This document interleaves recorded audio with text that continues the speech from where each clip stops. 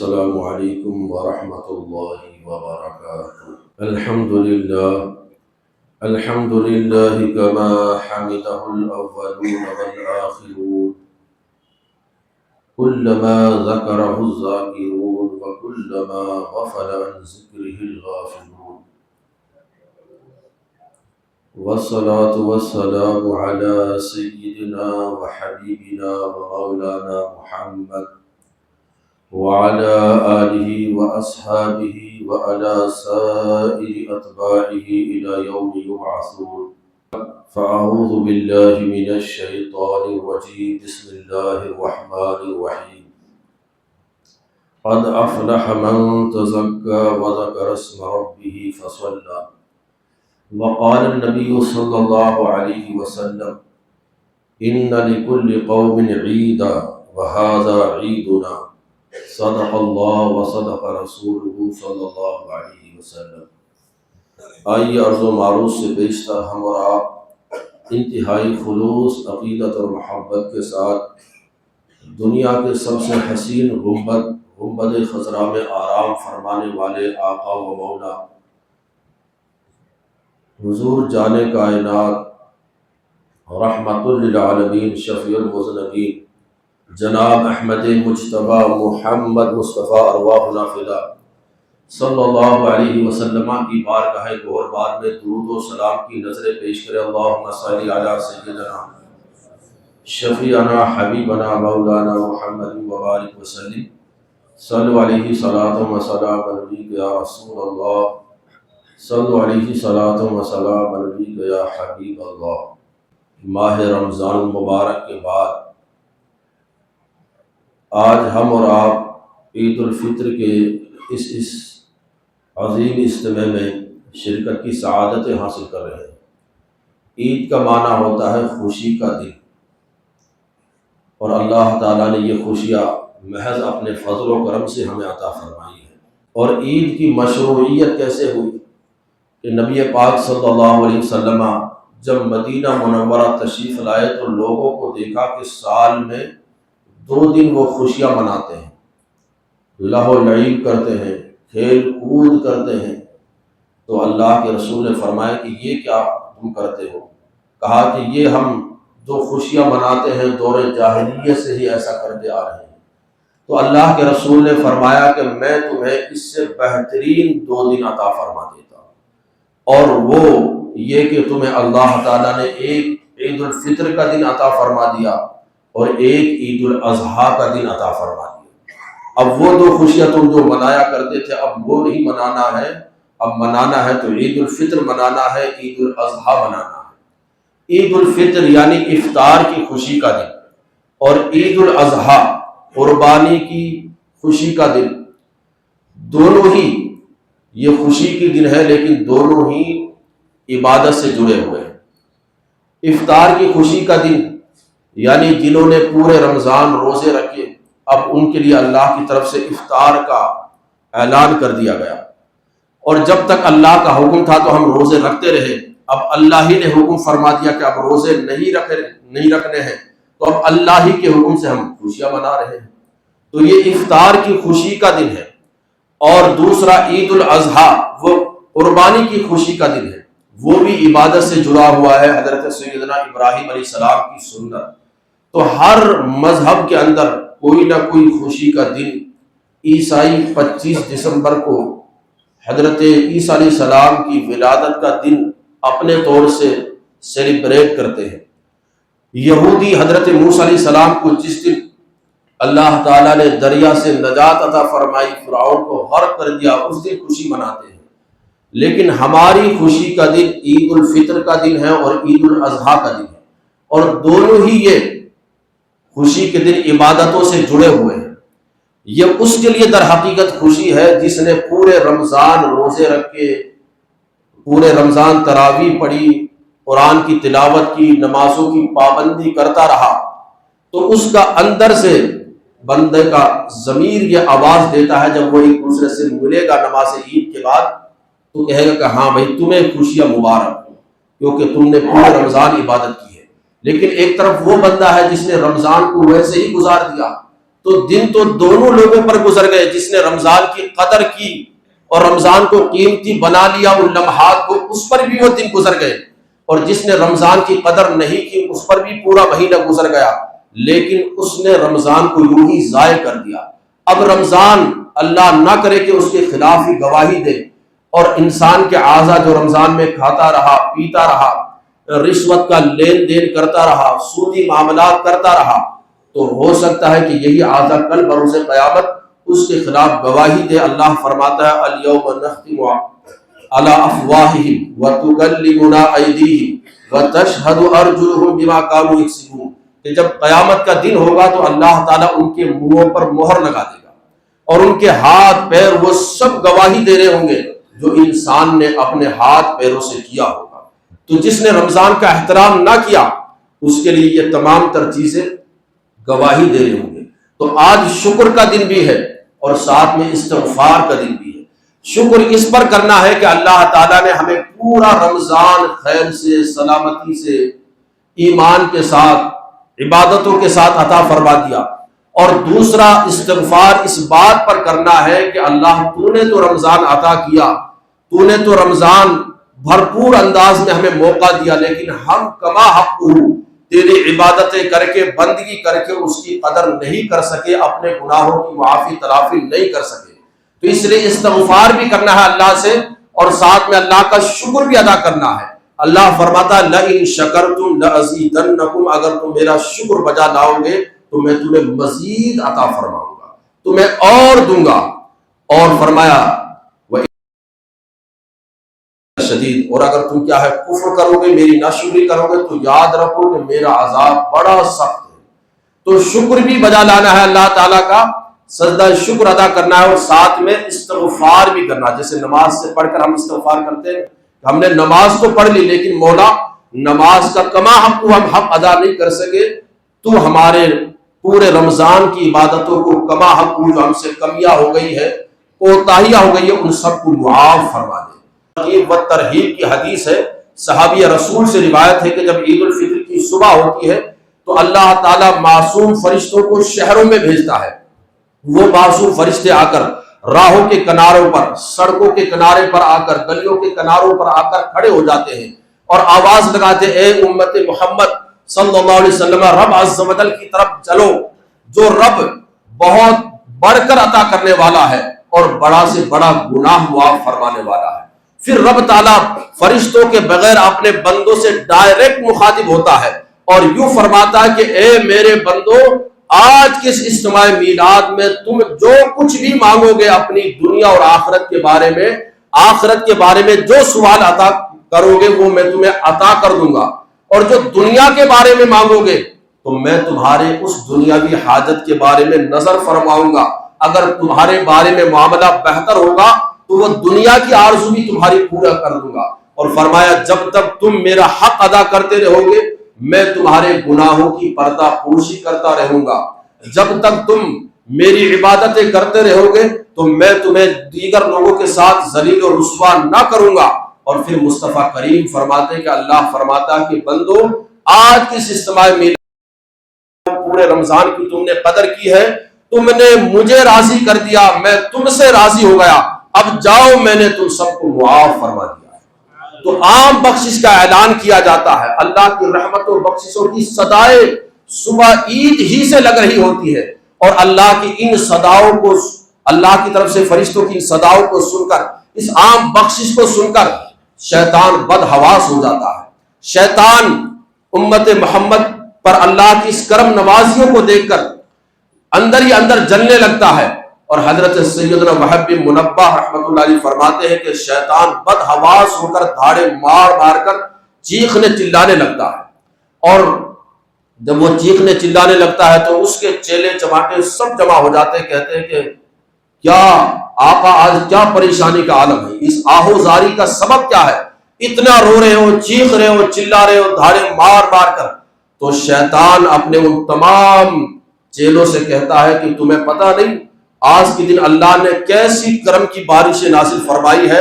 اور کیسا عام بخشش کا اعلان فرما دیا ہے کہ حضور کی ساری امت کو معاف فرما دیا ہے۔ تم اب ایسا کرو کہ عید کے بعد جا کر تمام لوگوں کو نفسانی خواہشات میں اور لذات میں پھنسا کے رکھ دو۔ تو شیطان اس دن پوری تیاری کے ساتھ لوگوں پر حملہ آور ہوتا ہے، پوری تیاری کے ساتھ پورے مہینے جو اس کو قید و بند میں رکھا گیا، آج کے دن وہ چاہتا ہے کہ پورے مہینے کی کسر نکال دے۔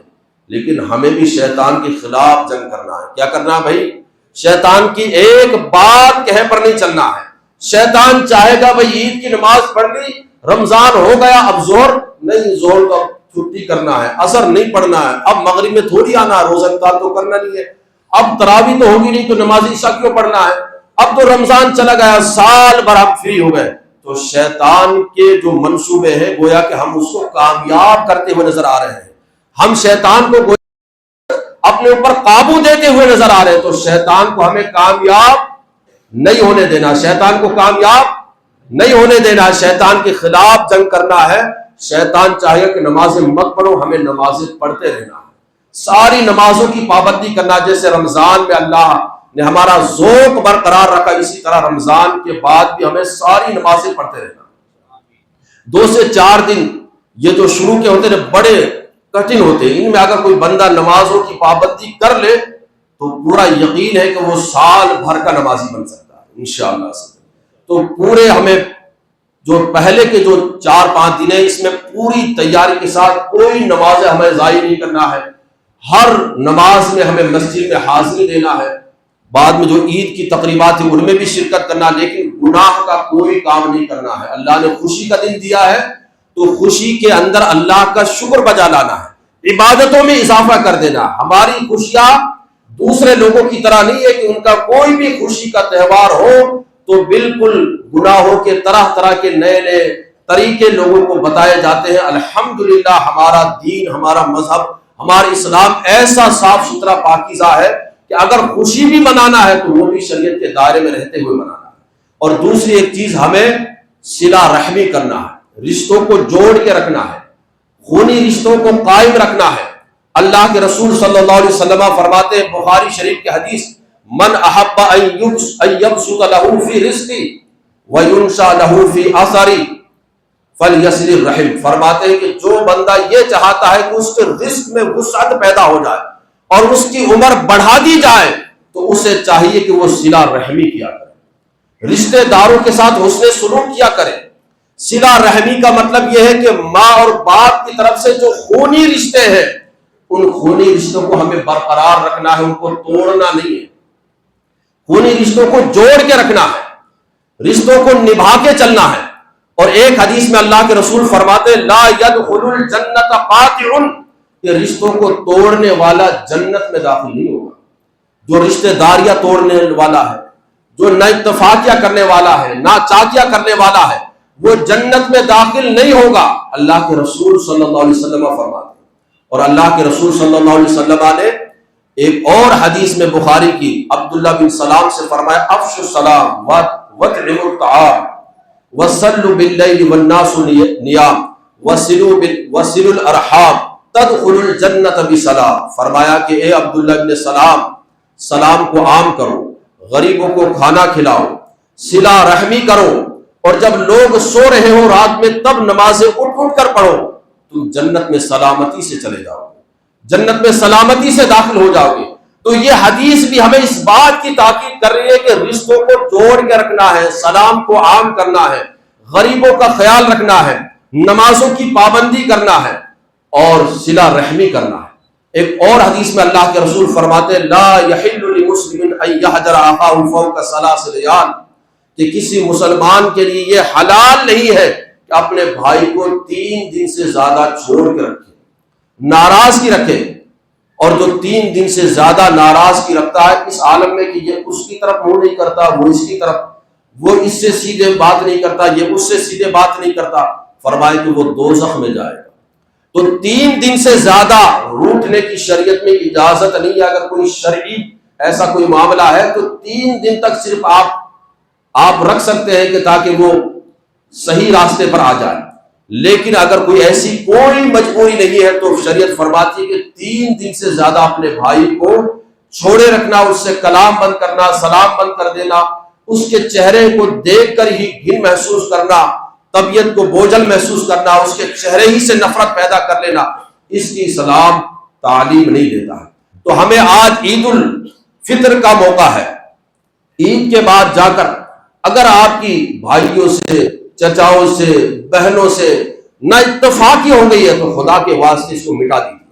صلح کر لیجیے، آگے بڑھ کر خود ان سے مصافحہ کر لیجیے، خود ان کے گھر پہ چلے جائیے،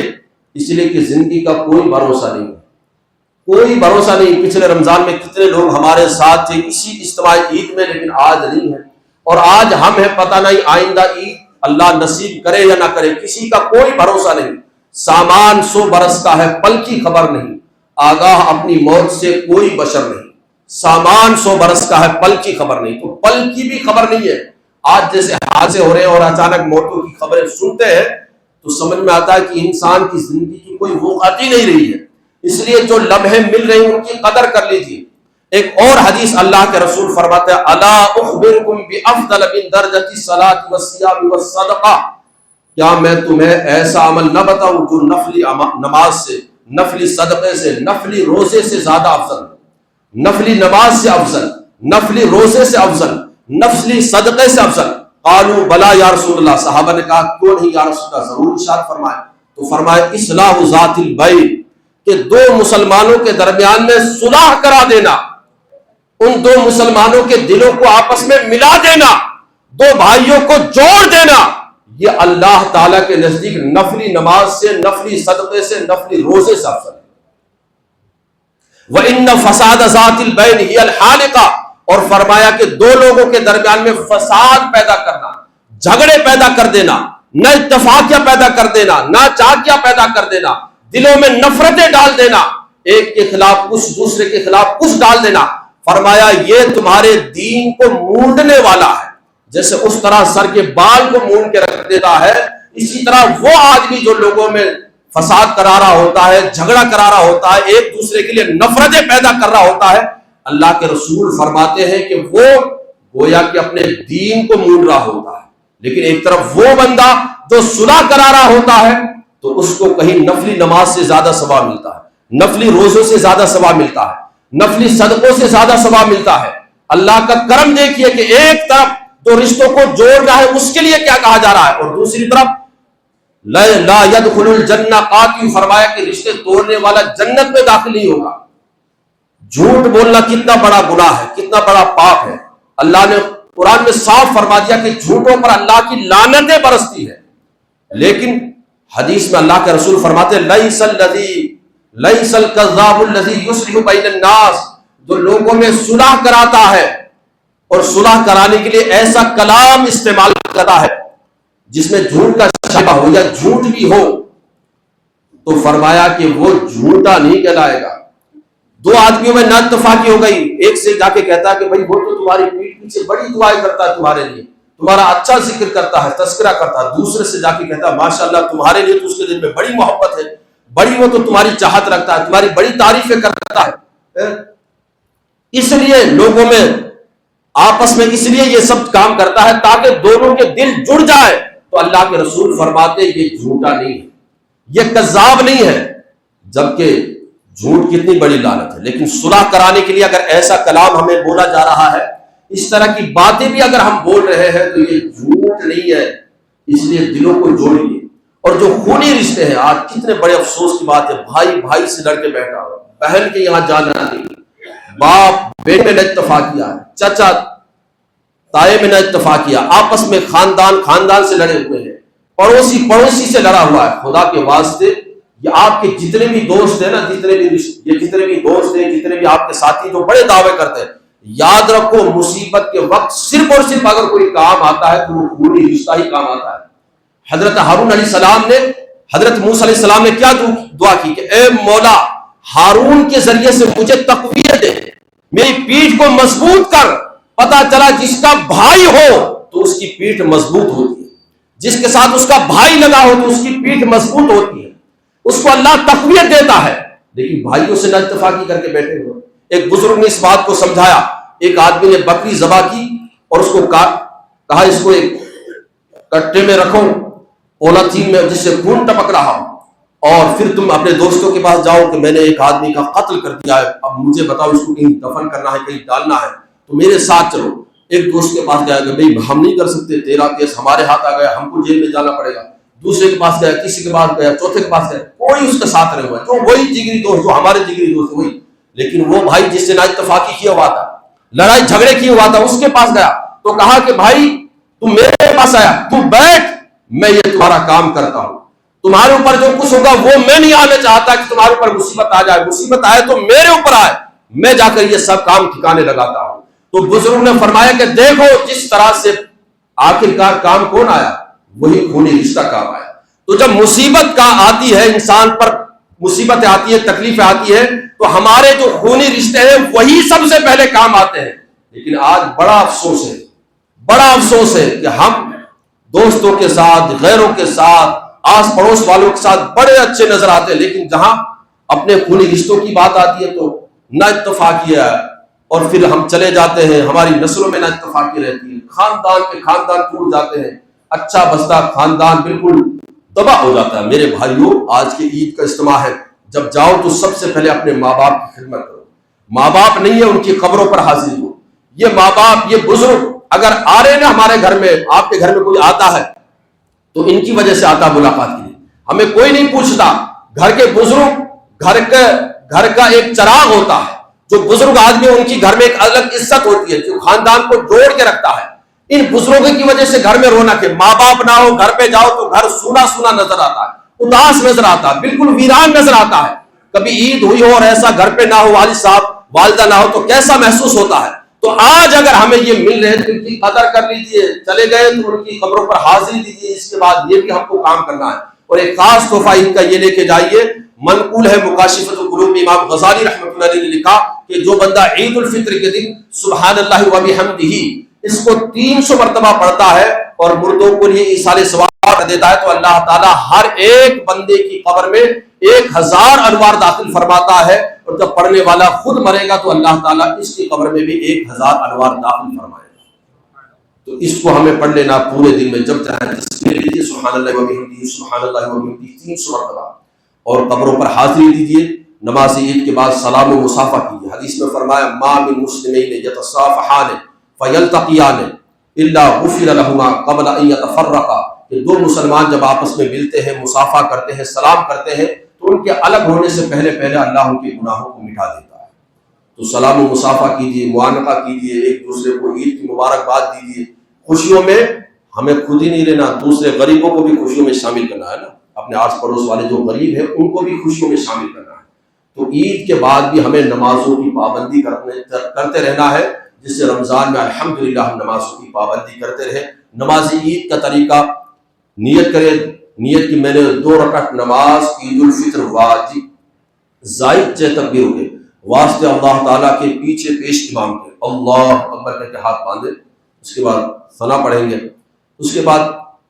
3 تکبیریں ہوگی۔ پہلی 2 تکبیروں میں اللہ اکبر کر کے ہاتھ چھوڑنا، اللہ اکبر ہاتھ چھوڑ دینا، تیسری تکبیر میں ہاتھ اٹھا کر ناف کے نیچے ہاتھ باندھ لینا ہے، پھر اس کے بعد امام تلاوت کریں گے سورہ فاتحہ، رکوع سجدہ۔ دوسری رکعت کے لیے جب اٹھیں گے تو پہلے تلاوت ہوگی، اس کے بعد 4 تکبیر ہوگی۔ 4 تکبیروں میں پہلی 3 تکبیروں میں کانوں کی لو تک ہاتھ اٹھا کر چھوڑ دینا ہے، اور چوتھی تکبیر میں بغیر ہاتھ اٹھائے رکوع میں چلے جانا ہے، اور پھر حسب دستور جیسے ہم نماز پڑھتے ہیں ویسی نماز کو کمپلیٹ کرنا ہے۔ اس کے بعد خطبہ ہوگا، اور خطبے کے بعد دعا ہوگی، اور